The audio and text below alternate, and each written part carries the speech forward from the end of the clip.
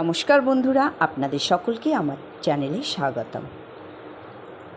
আমি আজকে শ্রী শুভময় দত্ত ও শ্রীমতী স্বর্গীয়া শিশুবালা দত্তের লেখা বই থেকে আগের দিনও পাঠ করছিলাম, আজকেও পাঠ করছি। তার আগে আমার পিতামাতাকে প্রণাম জানিয়ে ও গুরুদেবের চরণে সশস্ত্র প্রণাম জানিয়ে আজকের পাঠ শুরু করছি। ঠাকুর কামাখ্যা দেবীর মন্দির হইতে বাহির হইয়া তাহার গুরুদেবের সঙ্গে হিমালয়ের বহু অগম্য স্থানে গমন করিয়া ধ্যানরত বহু সাধু মহাত্মাদের দর্শন পাইয়াছিলেন এবং নানা ফুলে ফলে সুশোভিত বহু উদ্যান পরিভ্রমণ করিয়াছিলেন।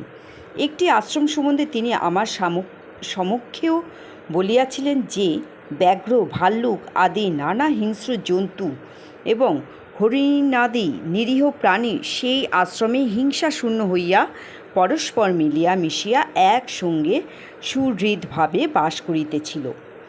আরও একটি আশ্রমের উল্লেখ করিয়া তিনি বলিয়াছেন যে তথায় কয়েকজন অতি উন্নতকায় মহাপুরুষ গভীর ধ্যানে মগ্ন ছিলেন।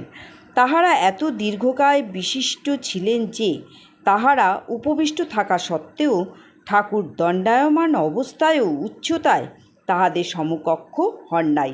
ওই সকল মহাপুরুষদের জন্য ফল মূলাদি আহরণ করিয়া কিছুদিন ঠাকুর তাহাদের সেবা করিয়াছিলেন, কিন্তু তাহারা কখনো কোনো কথা বলেন নাই। প্রস্তর মূর্তির ন্যায় সকল সময় একইভাবে উপবিষ্ট ছিলেন।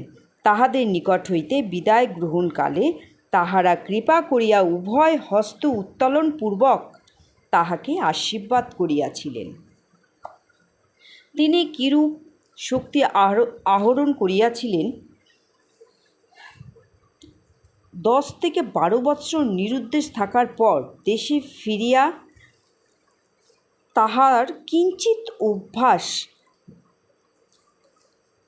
কিঞ্চিত আভাস দেওয়ার জন্য তৎকালীন ফেনী মহকুমা হাকিম সুপণ্ডিত কবিবর নবীনচন্দ্র সেন মহাশয়ের আমার জীবন গ্রন্থ হইতে মাত্র কয়েকটি কথা নিম্নে উদ্ধৃত করিলাম।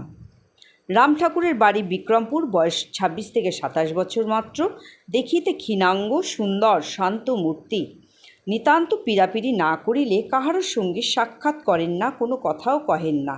পূর্বেই বলিয়াছি যে তাহার 8 হইতে 12 বৎসর পর্যন্ত সামান্য বাংলা শিক্ষা মাত্র হইয়াছিল, কিন্তু ধর্মের নিগূঢ় তত্ত্ব এমনকি প্রণবের অর্থ পর্যন্ত সে জলের মতো বুঝাইয়া দিত। আমি তাহাকে বড় শ্রদ্ধা করিতাম। মধ্যে মধ্যে আমি তাহাকে পীড়াপিড়ি করিয়া আমার গৃহে আনাইতাম এবং পতিপত্নী মুগ্ধ চিত্তে তাহার অদ্ভুত ব্যাখ্যা শুনিতাম। বলা বাহুল্য, সে পেশাদারী হিন্দু প্রচারকের ব্যাখ্যা নহে।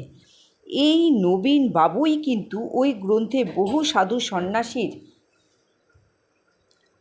অশেষ নিন্দা করিয়াছিলেন।